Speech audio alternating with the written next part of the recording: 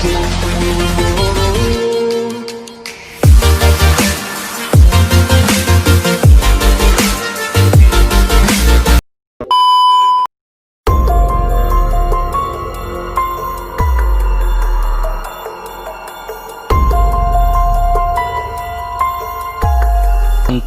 raja dan prama, masyarakat lebih kenal sosok Jayabaya sebagai opsi nomor 2. Tidak bisa disalahkan juga karena memang apa yang dikatakan Raja Kediri ini mayoritas benar terjadi. Padahal tentang waktu beliau dan petua yang terrealisasi berselang ratusan tahun lebih.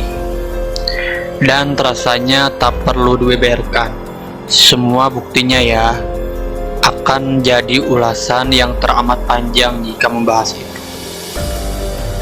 Berbicara soal ramalan, ada banyak petua Jayabaya yang mengejutkan orang.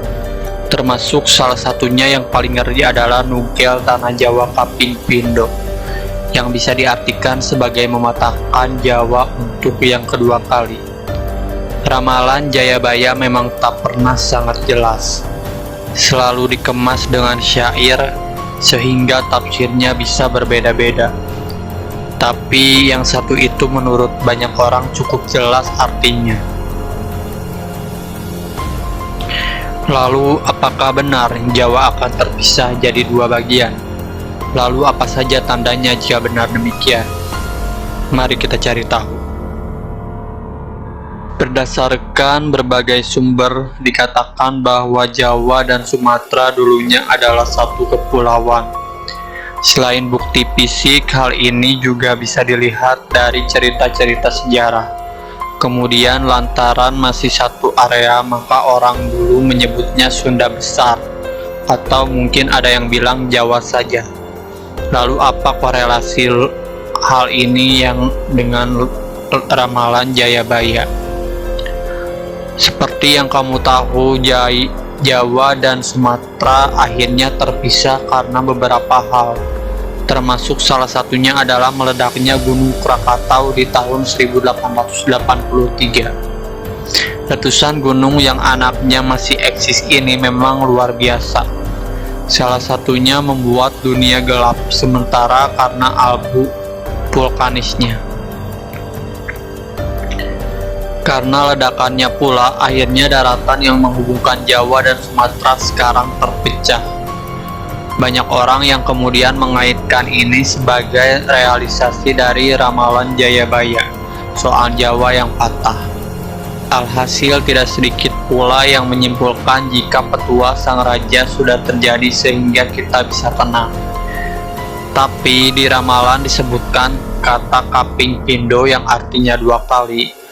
Lalu apakah setelah terpisahnya Jawa dengan Sumatera akan terjadi hal yang serupa? Ramalan Jayabaya soal Jawa yang patah juga erat kaitannya dengan Gunung Slamet. Jadi menurut mitos masyarakat setempat, seandainya gunung yang ada di 5 kabupaten di Jawa Tengah ini meledak, maka Jawa akan benar-benar terbelah.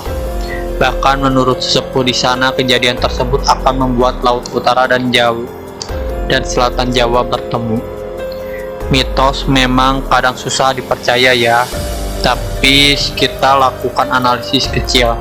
Kalau dilihat di peta, letak Gunung Slamet ini memang pas sekali di tengah-tengah Jawa, baik dari selatan ke utara maupun barat ke timur. Dan faktanya Slamet adalah salah satu dari sekian gunung di Jawa yang masih aktif sampai sekarang, di mana bisa sangat mungkin untuk meletus. Jika pada akhirnya benar meledak, maka memang tidak mustahil ia bakal membuat retakan yang begitu besar dan akhirnya jadi bukti ramalan. Semoga saja hal ini tidak terjadi. Kalaupun meledak, mudah-mudahan tidak yang begitu parah. Gunung ini dinamai Slamet bukan tanpa alasan, melainkan sebagai doa. Jika menilik kondisi geografis Indonesia, memang tidak dipungkiri Jawa mungkin benar-benar bisa terpisah jadi 2. Seperti yang kita pelajari di sekolah, posisi negeri ini terletak di cincin api Pasifik. di mana sangat rentan terjadi letusan gunung berapi. Tentu sudah banyak yang kita lihat sebagai bukti dengan ditambah fakta kalau gunung berapi tidak hanya meledak sekali. Entah kapan, mungkin akan ada di masa di mana gunung-gunung aktif kita bereaksi sehingga memicu ledakan yang luar biasa. Sehingga pada akhirnya benar-benar memecah Jawa jadi dua. Tentu kita tidak berharap demikian ya. Hanya saja jika berbicara secara probabilitas alias kemungkinan, hal tersebut memang mungkin terjadi melihat posisi Indonesia yang berada di tapal kuda ini. Membaca ramalan Jayabaya memang sama sekali tidak mudah, karena seperti yang sudah disinggung di atas tadi, untayan-untayan baitnya penuh dengan kiasan, seperti ramalan Jowo Kalungan Wesi, yang diartikan orang-orang sebagai Pulau Jawa yang terbangun rel sehingga mirip kalung. Soalnya Jawa terbelah juga bisa dipandang secara berbeda. Ya, alih-alih memprediksi Jawa terpecah secara fisik, kita bisa diartikan ramalan tersebut sebagai kondisi masyarakat yang demikian. Kita ambil contoh ya, misalnya di tahun Pilpres, masyarakat memang seolah terpecah menjadi dua kubu, di mana hal tersebut tak hanya tentang pilihan pemimpin, tapi nyerempet ke ranah kehidupan lainnya, atau mungkin perbedaan ideologi atau pandangan yang membuat masyarakat seolah terpisah menjadi dua. Pada hakikatnya yang begini justru lebih menakutkan dari fisik, yaitu Pulau Jawa yang benar-benar terbelah. Sampai sekarang masih menjadi misteri memang tentang ramalan Sang Prabu soal pecahnya Jawa. Tapi hal yang demikian tentu tetap kembali pada masing-masing orang. Apakah mempercayai ataukah hanya dijadikan bait zaman lampau yang tak akan terjadi.